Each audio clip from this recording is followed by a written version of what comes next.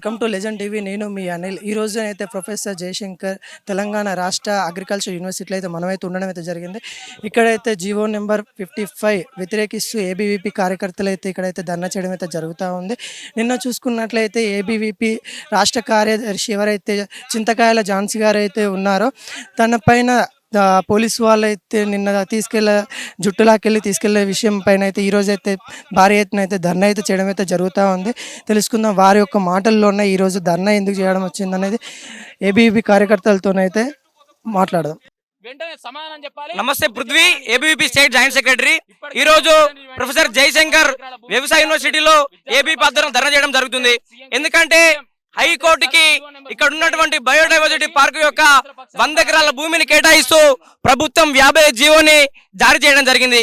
ABVP ఒకటే demand చేస్తా ఉంది, యూనివర్సిటీ భూముల పైన కేసీఆర్ ఏ విధంగా అయితే ప్రవర్తించిండో, రేవంత్ రెడ్డి ప్రతిపక్షంలో ఉన్నప్పుడు మేము అధికారంలోకి వస్తే యూనివర్సిటీలకు మహాదశ తీసుకొస్తాము, కేసీఆర్ యూనివర్సిటీల పైన సౌత్ ప్రేమ చూపిస్తుందని చెప్పేసి ఆరోపణ చేసినటువంటి రేవంత్ రెడ్డి అధికారంలోకి వచ్చి నెల కాకముందే ఏదైతే వ్యవసాయ యూనివర్సిటీ భూములని హైకోర్టు కేటాయించడాన్ని మేము తీవ్రంగా వ్యతిరేకిస్తూ ఉన్నాం. మానస హిల్స్ లో 2010లో 100 ఎకరాల భూమిని పరిశీలించి అప్పటికి హైకోర్టు కమిటీ ఇది నిర్మాణానికి అనుకూలంగా ఉందని చెప్పినప్పటికీ ఏదైతే ప్రభుత్వ పెద్దలు యూనివర్సిటీ భూములపైనే పడడం అనేది చాలా సిగ్గుచేటు. న్యాయం కోసం పోరాడుతున్నటువంటి ఏబీవీపీ నాయకురాలు మా రాష్ట్ర కార్యదర్శి ఝాన్సీ ఏదైతే నిన్న ధర్నా కోసం శాంతియుతంగా ధర్నా చేస్తుంటే ఇక్కడ ఉన్నటువంటి పోలీసులు పశువులాగా విచక్షణ రహితంగా విచక్షణ హోలిపోయి జుట్టు పట్టుకొని లాగడం అనేది దేనికి సంకేతం అని చెప్పి మేము తెలియజేస్తా ఉన్నాం. రేవంత్ రెడ్డి ప్రజాస్వామ్య పాలన వస్తుందని చెప్పినావు కదా, నిర్బంధం విడుదలని చెప్పినావు కదా, గడిల పాలన పోదని చెప్పినావు కదా, నువ్వు వచ్చిన తర్వాతనే ఒక మహిళను చూడకుండా మా రాష్ట్ర కార్యదర్శిని జుట్టు పట్టుకొని ఈడ్చుకుపోవడాన్ని ఇది దేనికి పరాకాష్ట అని చెప్పేసి మేము అడుగుతా ఉన్నాం. రేవంత్ రెడ్డి, నువ్వు ఓటుకు నోటు దొంగవి.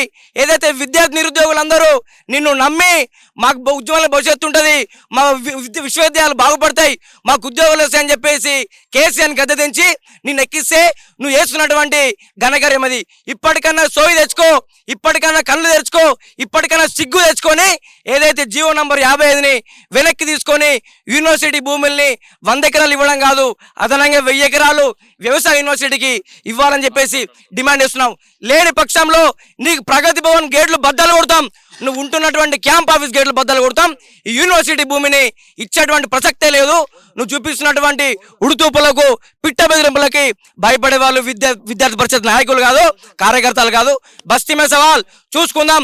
యూనివర్సిటీ భూమి అంగుళం కూడా పోకుండా కాపాడే బాధ్యత మాది. ఖబర్దార్ రేవంత్ రెడ్డి, వెంటనే జీవో నంబర్ 55ని వెనక్కి తీసుకొని హైకోర్టు నిర్మాణానికి మేము వ్యతిరేకం కాదు, హైకోర్టు నిర్మాణం మేము వ్యతిరేకం కానే కాదు, ఈ ల్యాండ్లో కట్టడం అనేదాన్ని మేము వ్యతిరేకిస్తూ ఉన్నాం. మానస హిల్స్లో 100 ఎకరాల నుంచి కట్టుకో, హెచ్ఎండిఏ హైకోర్టు నిర్మాణం కోసం శంషాబాద్ దగ్గరలో 100 ఎకరాలు ఇచ్చింది, అక్కడ కట్టుకో. యూనివర్సిటీ ల్యాండ్ల పైన పడడం ఎందుకు?